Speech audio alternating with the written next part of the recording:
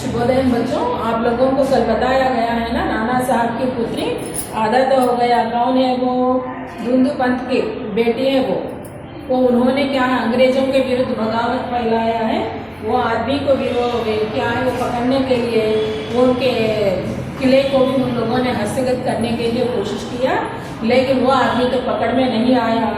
वहाँ के पूरा संपत्ति को उन लोगों ने लूट लिया है, लेकिन उनका संपत्ति को लूटते समय वो लड़की तो उनके हाथ में नहीं आया है, वो बालिका। अब क्या हो गया है, वो अंग्रेजों ने वो उनके महल को तोपों से उड़ाने के लिए बताया गया है। तब भी वो छोटी सी लड़की मैना आई है वो लोगों के सामने। ये महल तो आपको क्या किया है, कुछ भी नहीं बिगाड़ा है। अगर वो जो भी करने वाला वो आदमी को आप लोग सजा दिए तो वो बात तो सही है, लेकिन ये आप लोग क्यों क्या कर रहे हैं? ऐसा बोलने पर क्या है, वो उन्होंने वो ऑफिसर से वो जो कुछ भी अधिकारी आए हैं ना, उनसे प्रार्थना करती हैं और वो ये महल तो कुछ भी अपराध नहीं किया, इसको तोड़ना नहीं, मेरे बचपन के पूरे यादें इसमें बसा हुआ है, इसीलिए ये काम तो कीजिए। लेकिन अधिकारी के क्या है, जो कुछ भी बड़े अधिकारी होने के बावजूद भी वो उसके ऊपर अधिकारी के बातों को तो, अंग्रेज सरकार के बातों को तो स्वीकार करना पड़ेगा। एक बार क्या है, वो ऊपर वाले गलत बोलने पर भी जबरदस्ती मानना पड़ता है लोगों को। कारण क्या है, वो लोग सोच समझ कर दिए तो हमारे लिए हानि नहीं होता। एक बार नीचे रहने वालों को बहुत हानियां होने पर भी चुपचाप सहना पड़ता है। यही हो रहा है प्रस्तुत ये पाठ में भी। आगे बढ़ेंगे। सेनापति ने दुख प्रकट करते हुए कहा कि कर्तव्य के अनुरोध में मुझे यह मकान गिराना होगा। इस पर उस बालिका ने अपने परिचय बताते हुए कहा, ये जो कुछ भी अधिकारी आए हैं ना, जो ने वो उनके सामने क्या है, वो उन्होंने पुराने बातों को याद दिलाने लगी है और आपके कन्या के साथ भी। तब ये क्या बताया है, आगे बढ़ेंगे। मैं जानती हूँ कि आप जनरल है और आपकी प्यारी कन्या मैं और मुझसे बहुत प्रेम संबंध था। कई वर्ष पूर्व मेरे पास और बराबर आती थी और मुझे हृदय से चाहती थी। आपकी कन्या मेरे साथ मेरी सहेली है और यहाँ खेलने के लिए आती थी। दोनों के बीच में घनिष्ठ मित्रता है, ऐसा याद दिलाई है जनरल हे को। और वो क्या है, वो उस समय आपके हमारे यहाँ आते थे और मुझे अपने लिए वो क्या है, समान प्यार करते थे। आप यहाँ आकर क्या है, वो अब तो मैं थोड़ा बढ़ गई हूँ, लेकिन उस समय आपका याद है या नहीं मुझे नहीं मालूम, लेकिन क्या है, वो आपके बेटी तो मेरी सहेली, वो उस समय भी आप लोगों दोनों को समान प्यार करते थे। आज क्या हो गया? मालूम होता है कि आपके सब बातें भूल गई हैं। मेरी की मृत्यु से मैं बहुत दुखी हुई थी और उसकी तो एक चिट्ठी मेरे पास अब तक है। जो दोनों दोस्तों क्या है, वो एक बार क्या है, सरकारी नौकरी करने वालों को एक जगह से दूसरी जगह जाना पड़ता है, लेकिन मित्रों के आपस में कुछ समय तक चिट्ठी पत्र तो होता रहता है।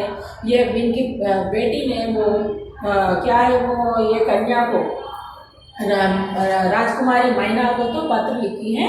वो पत्र आज भी उनके पास है, लेकिन अचानक क्या हो गया है, जनरल है कि पुत्री मेरी का अकस्मात मृत्यु होने की वजह से आज तो वो जिंदा नहीं है। वो दुख की वजह से वो अन्य लड़कियों को पहचानना वो उनके लिए बहुत मुश्किल हो गया। यह सुनकर सेनापति को होश उड़ गए। उसे बड़े आश्चर्य हुआ कि फिर उसने उस बालिका की पहचाना और कहा, अरे यह तो नाना साहब की कन्या मैना है। तब याद आया है, इतना याद दिलाने पर, क्योंकि लड़की थोड़ा जल्दी परिवर्तन आता छोटे उम्र से ही, उन लोगों को पहचानना बहुत मुश्किल होता है। यही हुआ है।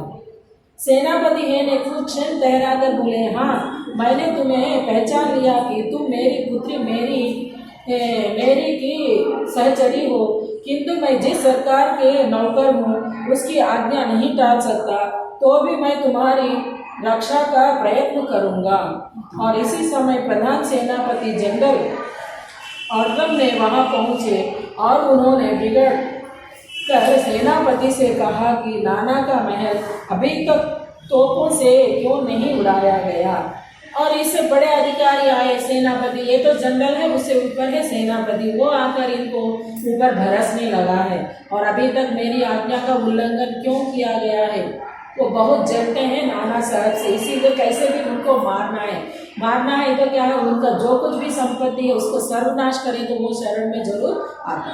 लेकिन संपत्ति की ओर ध्यान देने वाला देश प्रेम तो नहीं रहता, उसके मन में देशभक्ति है। इसी वजह से उन्होंने ना संतान को भी ध्यान नहीं दिया, ना संपत्ति को भी ध्यान में नहीं दिया। वो जिंदा बचना और लोगों में क्या है वो जागृति करने के लिए सोचा है इन्होंने।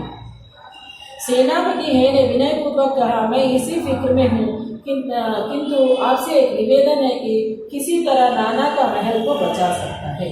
आपसे एक निवेदन है, प्रार्थना है मेरी, और ये महल को तो बचा लीजिए, क्योंकि उनकी पुत्री और मैना दोनों उस महल में खेले हैं, उनके पुराने याद आने लगे हैं और इस वजह से उनसे निवेदन किया।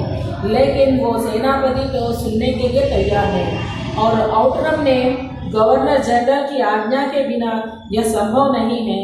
नाना साहब पर अंग्रेज़ों का क्रोध बहुत अधिक है, नाना वंश का यह महल पर दया दिखाना असंभव है। उन्होंने साफ साफ बताया आउटरम ने, क्या है वो अगर क्या है वो हम ऊपर नाना साहब को बताने पर भी ये तो संभव नहीं है। कारण क्या है, गवर्नर से वो हम लोग परमिशन लाना है, लेकिन वो तो गवर्नर जनरल परमिशन देने के लिए तैयार तो नहीं है। कारण है वो उनके विद्रोही कार्य की वजह से उन पर भड़क रहा है। सेनापति है ने तो लॉर्ड कैनिंग मीन्स वो भी गवर्नर जनरल है, और वो इस विषय को एक तार देना चाहिए, क्योंकि यहाँ चलने वाले अत्याचारों के बारे में एक तार दिए तो वो तो मान लेगा, और वो क्या राय बताते हैं वो ही करेंगे। आउटरम ने आकर, आप तो ऐसा क्यों चाहते हैं, हम यह महल विध्वंस किए बिना और नाना साहब की लड़की को गिरफ्तार किए बिना तो नहीं छोड़ सकते। वो लड़की को पकड़ लिए तो क्या है, उनका बाप भी वो भागकर आता, ऐसा है उन लोगों को। लेकिन एक लक्ष्य रखने वाला किसी के बारे में चिंता तो नहीं करता है। उसके सबसे पहला लक्ष्य क्या है, देशवासियों की रक्षा करना। इसीलिए वो अपने आप को, अपने परिवार को भी त्याग करने में वो पीछे हटने वाला तो नहीं है। इसी की वजह से ये पूरा हुआ है। सेनापति है ने मन की दुखी होकर वहाँ से चला गया। इसके बाद जनरल आउटरम के नाना का महल फिर से घेर लिया है। उन लोगों ने क्या है वो आउटरम के आदेशानुसार उन लोगों ने घेर लिया है वो महल को पूरा सर्वनाश करने के लिए। और महल के फाटक तोड़कर अंग्रेजी सिपाही भीतर घुस गए और मैना को खोजने लगा, किंतु आश्चर्य की सारे महल का कोने कोने चप्पा चप्पा इन्होंने खोज डाला, लेकिन कहीं पर भी वो लड़की तो नहीं मिली। देखो राजमहलों में क्या है, रहस्य का वो कुछ प्रांत रहते हैं, वो प्रांतों के बारे में किसी को भी नहीं मालूम होता कितने खोजने पर भी। इसीलिए बाहर के लोग हैं, इन लोगों को असल में नहीं मिला है। उस दिन संध्या समय लॉर्ड कैनिंग ने एक तार आया है जिसका आशय इस प्रकार था, और लंदन के मंत्रिमंडल का यह मत है कि नाना का स्मृति चिन्ह का मिटा दिया जाए। इसीलिए वहाँ के आज्ञा के विरुद्ध कुछ नहीं हो सकता। उन्होंने सोचा है वो लोग अनुमति देते हैं महल को सर्वनाश ना करने के लिए, लेकिन वहाँ से ऊपर से आया है एक आज्ञा, उनको सर्वनाश करना अनिवार्य है, ऐसा कहा गया है इसमें। लेकिन ये बात तो उनको बिल्कुल अच्छा नहीं लगा। इस वजह से क्या है वो उन्होंने ये बात तो वो उनको अच्छा ना लगने पर भी बड़ों को बात तो मानना पड़ेगा, उनके नीचे काम कर रहा है ये व्यक्ति, इस वजह से ऐसा। लेकिन मैना ने बहुत अनुरोध किया है सबसे, लेकिन कोई भी उनके बात तो सुनने के लिए तैयार नहीं है। तो वो निराश नहीं हुई, वहाँ से अदृश्य हो गई है महल के अंदर जाकर। उन लोगों ने उनके पीछे पीछे गए, कहीं पर भी मैना तो उन लोगों को दिखाई नहीं दिया, लेकिन वो लोग उनको छोड़ने वाले तो नहीं हैं। उसी क्षण क्रूर जनरल आउटरम की आज्ञा के नाना साहब की सुविशाल राजमंदिर के तोपों के गोलों के बरसने लगी हैं। घंटे भर में मिट्टी में मिला दिया गया, और उन लोगों ने क्या है वो इमारत बनाने के लिए बहुत समय लगता है, उसको तोड़ फोड़ करने में ज़्यादा समय नहीं लगता।